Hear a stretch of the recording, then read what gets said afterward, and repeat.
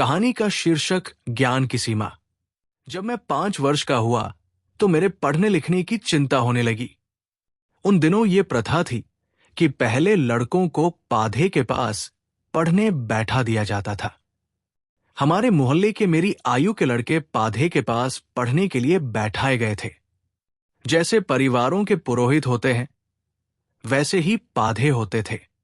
स्वाभाविकतया मुझे भी एक पाधे के पास पढ़ने के लिए बैठाया गया।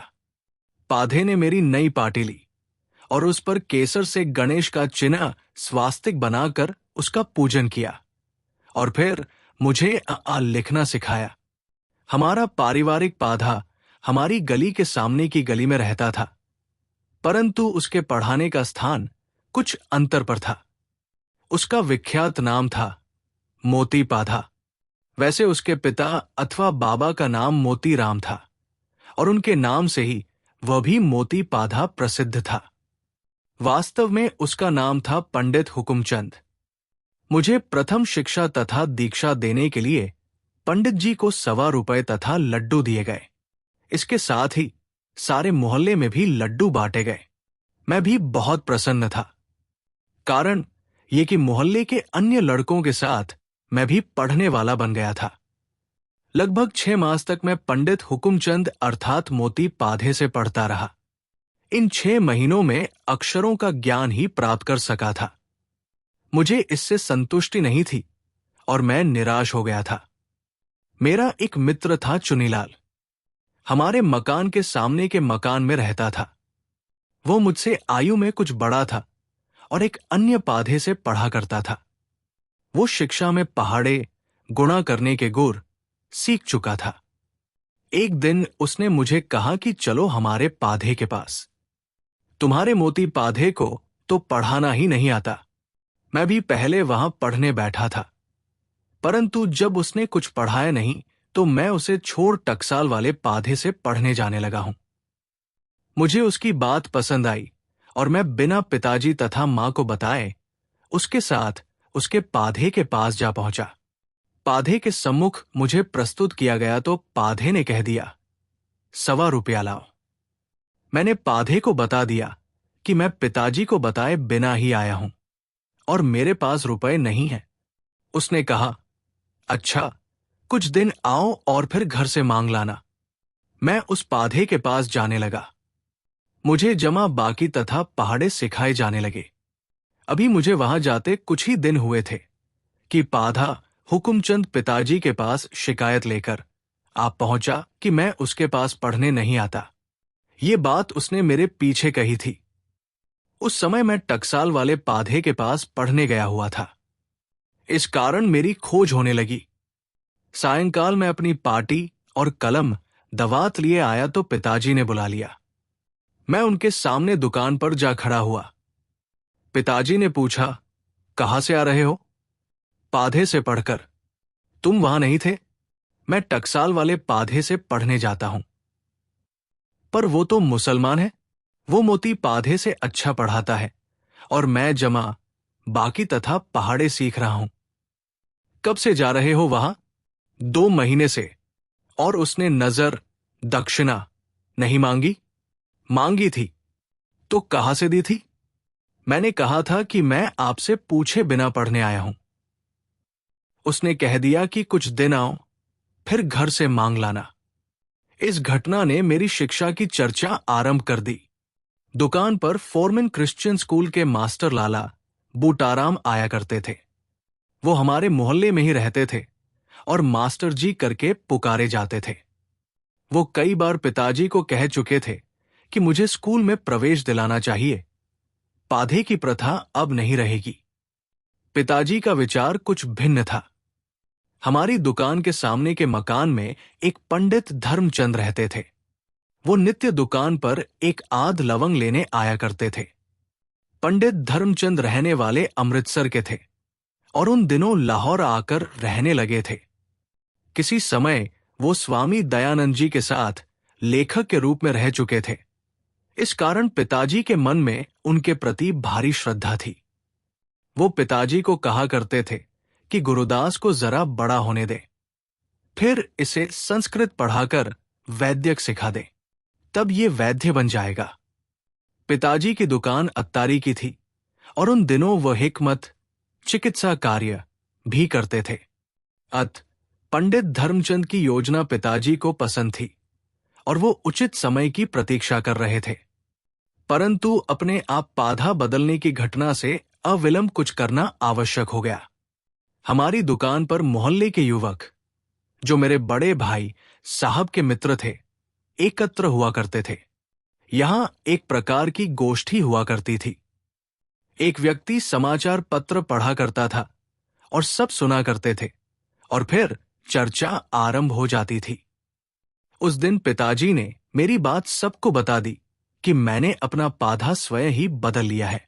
मास्टर बूटाराम भी प्राय वहां आया करते थे और वो उस दिन भी उपस्थित थे। उन्होंने पिताजी को कह दिया, इसे हमारे स्कूल में भर्ती करा दो, वहां उर्दू तथा अंग्रेजी भी पढ़ाई जाती है। पिताजी ने पूछ लिया, वहां हिंदी भी पढ़ाते हैं क्या? नहीं, वहां उपस्थित बालकराम कहने लगे, इसे हमारे स्कूल में भर्ती करा दो, वहां हिंदी भी पढ़ाई जाती है। बालकराम हमारे मोहल्ले का ही युवक था और डीएवी स्कूल में 8वीं कक्षा में पढ़ता था। उसकी बात सुनकर मास्टर बोटाराम ने कह दिया, वहां उर्दू नहीं पढ़ाई जाती और बिना उर्दू पढ़े इसे कहीं नौकरी नहीं मिलेगी। पिताजी के मुख से निकल गया, गुरुदास नौकरी नहीं करेगा। मास्टर जी हंस पड़े। उन दिनों स्कूल में पढ़ाने का अभिप्राय ये लिया जाता था कि लड़का पढ़ लिख कर कहीं नौकरी करे। पिताजी के मस्तिष्क में संभवतः पंडित धर्मचंद की योजना थी। मेरी पढ़ाई का कांटा फिर बदला। अपने मोहल्ले से कुछ ही दूरी पर एक प्राइमरी स्कूल में मुझे पढ़ने भेजा गया। उस स्कूल में उर्दू तथा हिंदी दोनों भाषाएं पढ़ाई जाती थी। इस प्राइमरी स्कूल में 1 वर्ष तक मैं पढ़ा। 1 वर्ष के उपरांत मुझे डीएवी स्कूल की प्रथम श्रेणी में भर्ती करा दिया गया। इन दिनों मैं बड़े भाई साहब के साथ आर्य समाज के साप्ताहिक सत्संगों में जाने लगा था। मेरा उनके साथ जाने में आकर्षण ये था कि भाई साहब सत्संगों से लौटते हुए लाहौरी दरवाजे से 2-3 आने के फल खरीद लाया करते थे और वे मुझे भी खाने के लिए मिलते थे। बहुत ही सस्ता काल था। 3 पैसे के 1 दर्जन अच्छे केले, 1 आने दर्जन संतरे। मौसम के दिनों सहारनपुरी कलमी आम 1 आने के दर्जन मिल जाते थे और फिर भाई साहब द्वारा 3 आने में खरीदे हुए फलों से घर में दावत हो जाती थी। आते मैं बहुत ही शौक से जाता था और वापसी में फल खरीदकर खाने का लोभ ही जाने में मुझे उत्साहित करता था। आर्य समाज अनारकली में भाई साहब के एक मित्र थे, मास्टर हरगोविंद। जब भी आर्य समाज में कोई सेवा कार्य होता तो दोनों सेवा के लिए अपना नाम लिखाया करते थे। दोनों में काफी घनिष्ठता थी। मास्टर जी का एक लड़का था मदन गोपाल, वो भी डीएवी स्कूल की पहली कक्षा में पढ़ता था। भाई साहब ने जब बताया कि मुझे भी डीएवी स्कूल में भर्ती कराया जा रहा है, तो मास्टर हरगोविंद ने कह दिया कि मैं भी मदन गोपाल के साथ ही स्कूल चला जाया करूं। मदन गोपाल लाहौरी दरवाजा सूत्तर मंडी में रहता था। वो स्थान हमारे स्कूल के रास्ते में ही था। फिर भी पहले दिन मैं बालकराम के साथ ही स्कूल गया। उसने ही स्कूल में मेरा फॉर्म भरकर मुझे भर्ती कराया था। प्रवेश शुल्क 4 आने और पीछे 2 आना शुल्क प्रति मास देने का नियम था। कुछ दिन तक मैं बालकराम के साथ गया और फिर मैं अकेला जाने लगा। अगले महीने स्कूल में एक घटना हो गई। वच्छो वाली प्राइमरी स्कूल में तो केवल 3 मास्टर थे, परंतु यहां डीएवी स्कूल में 10 श्रेणियां थी और 15-16 मास्टर थे। हेडमास्टर था, क्लर्क था, चपरासी था और फिर एक ड्रिल मास्टर था। इस प्रकार एक भीड़ भाड़ थी। दूसरे महीने की फीस 2 आने में लेकर गया तो मुझे जानकारी नहीं था कि कहाँ जमा करानी चाहिए। मैंने मदन गोपाल से पूछा तो वह मुझे अपने साथ ही ले गया। उसे भी फीस जमा करानी थी। उसने हम दोनों की फीस जमा करा दी। क्लर्क बाबू ने 4 आने लिए और रजिस्टर पर लिख दिया। फीस देकर हम चले आए। इसके 8-10 दिन उपरांत स्कूल का चपरासी आया और मुझे कक्षा में से उठाकर हेडमास्टर के कमरे में ले गया। हेडमास्टर की मूछें कुछ कुछ वैसी ही थी जैसी क्लर्क बाबू की थी। जब उनके कमरे में पहुंचा तो उन्होंने पूछ लिया, तुम गुरुदास हो? मैंने कहा, जी हां। तुम पहली श्रेणी में पढ़ते हो? जी। इस महीने की फीस नहीं दी? जी, दी है। किसको दी है? मैंने हेडमास्टर के मुख पर देखकर कहा, जी, आपको दी है। हेडमास्टर ने 3-4 बार पूछा और मैंने यही दोहराया कि आपको दी है। इस पर हेडमास्टर को क्रोध चढ़ गया और उसने कमरे की अलमारी में से बेंत निकालकर मुझे कहा, हाथ निकालो। मैंने हाथ आगे किया तो हेडमास्टर ने 3 बेंत लगाकर पुनः पूछा, फीस किसको दी है? क्रोध तो मुझे भी आ रहा था, परंतु मैं विवश था। मैं उनकी मूछें देखकर प्रत्येक बार यही कहता था कि आपको दी है। जब 8-10 बेंत लग चुके और मैं अभी अपनी बात पर दृढ़ था कि मैंने फीस उनको ही दी है, तो मेरी आंखों में आंसू छलकने लगे। इस पर हेडमास्टर साहब को कुछ चेतना आई। वो कुछ विचार कर पूछने लगे, तुम अकेले ही मुझे फीस देने आए थे अथवा तुम्हारे साथ कोई और भी था? मुझे भी स्मरण हो आया। मैंने कहा, जी, मेरा एक दोस्त है मदन गोपाल। वो मेरी ही कक्षा में पढ़ता है। हम दोनों ने एक साथ दी थी। इस पर चपरासी भेजकर मदन गोपाल को बुलाया गया। वो आया तो हेडमास्टर ने उससे पूछ लिया, तुमने इस महीने की फीस दी है? जी, मदन गोपाल ने कहा। इस लड़के ने भी दी है? जी, हम दोनों ने एक साथ दी थी। किसको दी थी? क्लर्क बाबू को। मदन गोपाल ने कहा। अब क्लर्क को बुलाया गया। वो मदन गोपाल को पहचानता था। उसने रजिस्टर में उसके नाम के आगे 4 आने जमा लिखे थे। भूल क्लर्क बाबू की थी। दोनों की फीस एक के नाम के आगे जमा की गई थी, परंतु हेडमास्टर का रोष तो मेरा उनका नाम लेने पर था। मेरे कथन का अर्थ ये लिया गया कि मैं उनको बदनाम कर रहा हूं। तो उन्होंने फिर मुझसे पूछा, फीस किसको दी थी? अब मैंने क्लर्क बाबू को देखा तो दोनों में अंतर समझ गया। मैंने कह दिया, इनको दी थी। तुम तो कहते थे कि मुझे दी थी। वास्तव में हेडमास्टर जी ने यह प्रश्न अपनी पीटने की सफाई देने के लिए पूछा था। मैंने कह दिया, जी, आप दोनों एक जैसे ही लगते हैं। इस पर हेडमास्टर जी हंस पड़े। जब मैं मदन गोपाल के साथ वापस कक्षा में आने लगा तो उसने पूछ लिया कि क्या हुआ है। मैंने सारी बात बताई तो वह भी हंस पड़ा।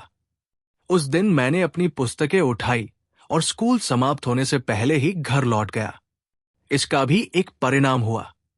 मैं हेडमास्टर साहब को भली भांति पहचानने लगा था और वो भी मुझे पहचान गए थे। आर्य समाज के सत्संग में भाई साहब से उन्होंने मेरी शिकायत लगाई होगी और भाई साहब ने भी मेरे विषय में उन्हें बताया होगा। मुझे फोकट में 10 बेंत खाने पड़े थे। समय व्यतीत होता गया। मैं 4थी कक्षा में पहुंचा। हमारी श्रेणी में एक जयगोपाल पढ़ता था। वो भी हमारे मोहल्ले में रहता था। हम दोनों एक साथ ही स्कूल आते जाते थे। हमारे एक मास्टर कृपाराम थे। वो सामान्य ज्ञान तथा किंडरगार्टन पढ़ाया करते थे। सामान्य ज्ञान में वो देश विदेश की बातें बताते थे। उन्होंने एक दिन कक्षा में एक शेर सुना। हॉलैंड के एक तिफल ने जान अपनी वार के, मुल्क अपना बचा लिया पानी की मार से।